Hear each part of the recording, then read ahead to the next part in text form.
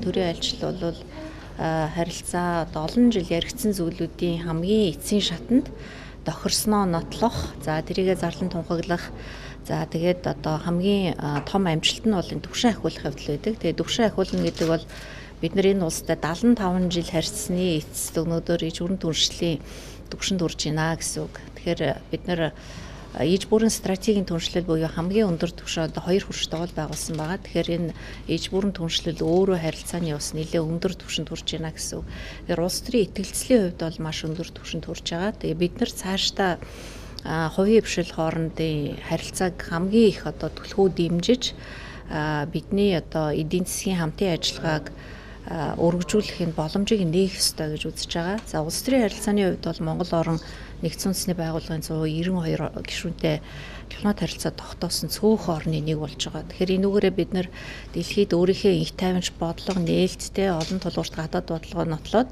бүх улс оронтой одоо дайсагнадаг орн байхгүй, ямарваа нэгэн одоо зөрчил тэмцэлтэй орн байхгүй гэдг нь өөрөө Европын улс орнуудад бас их сайхан жишээ болдог. Хоёр орны төрийн тэргүүний ганцаарчсан уулзалт за хилцээний үеэр энийг бас олонтод урдж байсан.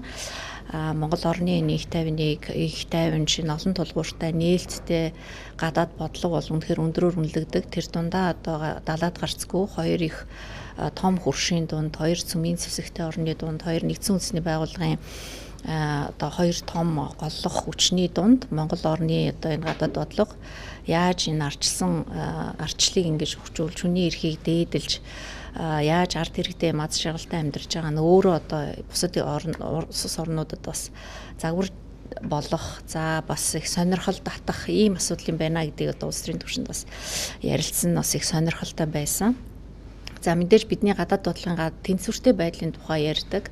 Дээрэс нь одоо Европын орнууд тэр дундаа чих орн манай бас их найрсаг харилцаатай олон жилийн түүхтэй манай Монгол одоо 20 мянган бас боловсон хүчний бэлдсэн манай иргэдэд их ээлтэй ийм улс 3 дахь хөршийн үед бол манай харилцаагаа их нандиндаг.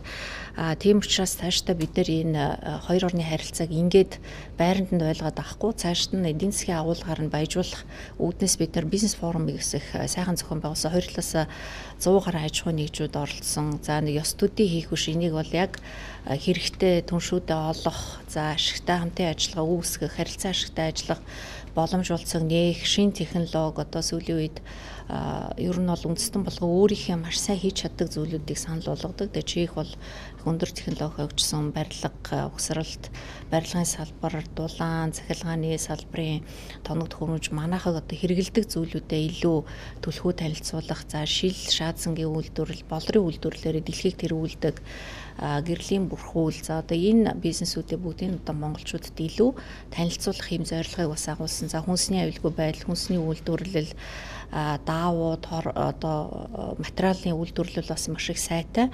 Монголоос биднэрт юу хэрэгтэй байгаа, Монголоос одоо ямар бизнес хийж болох вэ? Энийг танилцуулаач гэдэг.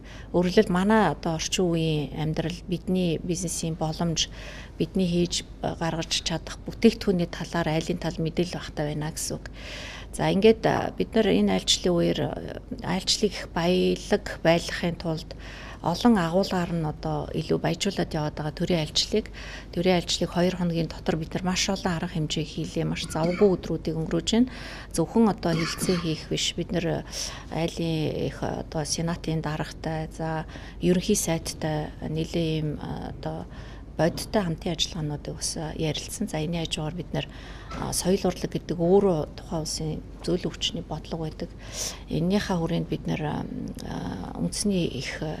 үндэсний музейд нь бид нар Чингис хааны үзэгслэн гаргалаа. За энэ 600 гаруй үзмэр манай талаас айлын талд бас музейн их баялаг үзмэртэй энэ музейгээрээ дамжуулж бид нэр энэ хоёр ард түмнийхээ найрамдал нөхөрлөлийг батжуулах, за илүү улс орноо сурталчлах, танин мэдүүлэх.